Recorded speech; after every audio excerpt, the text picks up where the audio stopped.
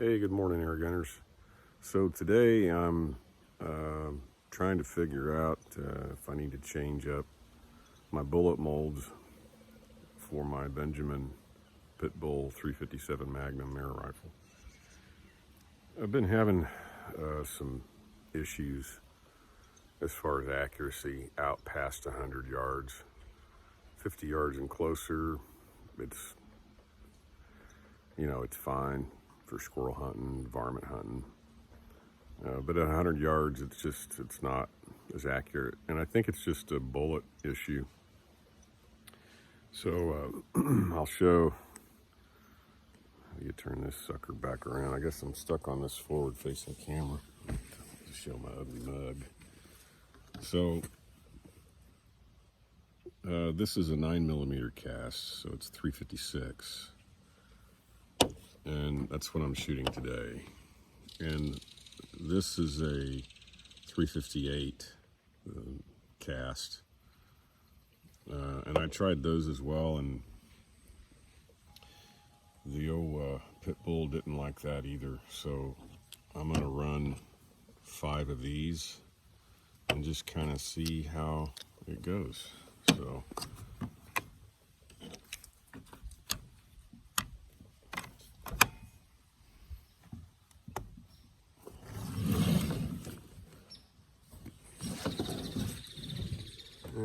I can't tell if you guys can see that far, but on the other side of that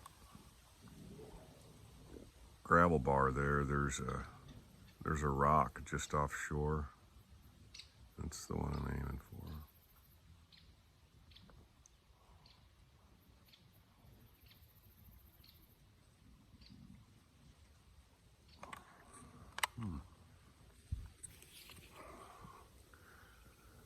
I was getting a double dot on my reflex sight because of my sunglasses.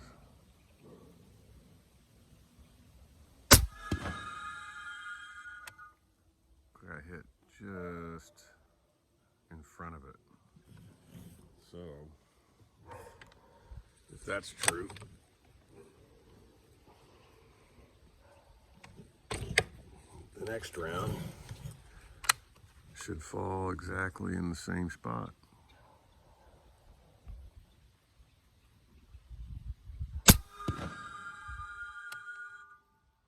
That looked identical to me, so I'm gonna go ahead.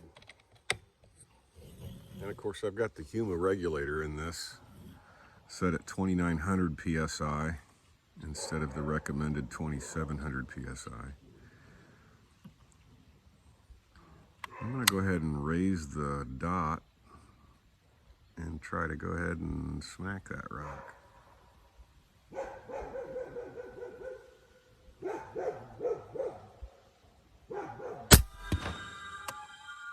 I didn't raise it up enough. Try that one more time.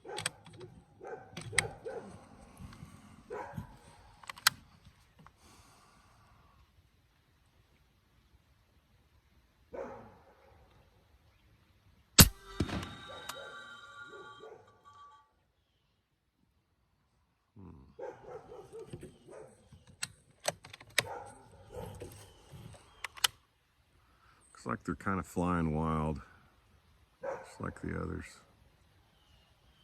Yeah, I hit it that time. Smack! Anyway, I haven't decided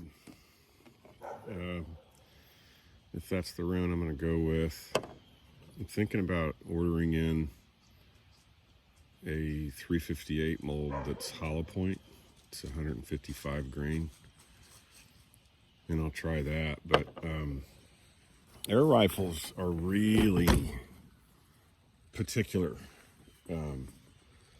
about the round they shoot. Now you can tune an air rifle to just about any round, and on a Bulldog you take this off, the back plate. It's just a piece of rubber,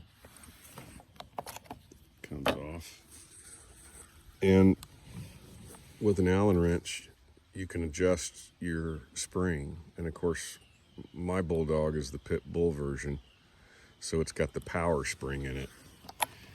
And the guys at Pit Bull Airguns recommended that you set that at 3.5 turns back from solid or from stop. And that's what I did. Right now I've got it set 5 turns back, so that means the hammer is not hitting the release valve pin as hard as if you screw more, then of course it's going to tighten that spring, which means when you hit the trigger, that I don't know what they call it. It's not really a sear, but anyway, that weight flies forward and hits the pin that is attached to the plunger that stops the air from this back chamber that's humor regulated at 2900 psi. And so that's one of the adjustment areas, is the spring. And the other adjustment area is, of course, the humor regulator inside the air tank. Now, to adjust that on a Benjamin, unfortunately, you have to depressurize the gun, take the slide off, and then you can unscrew the air tank without having to break the whole gun down.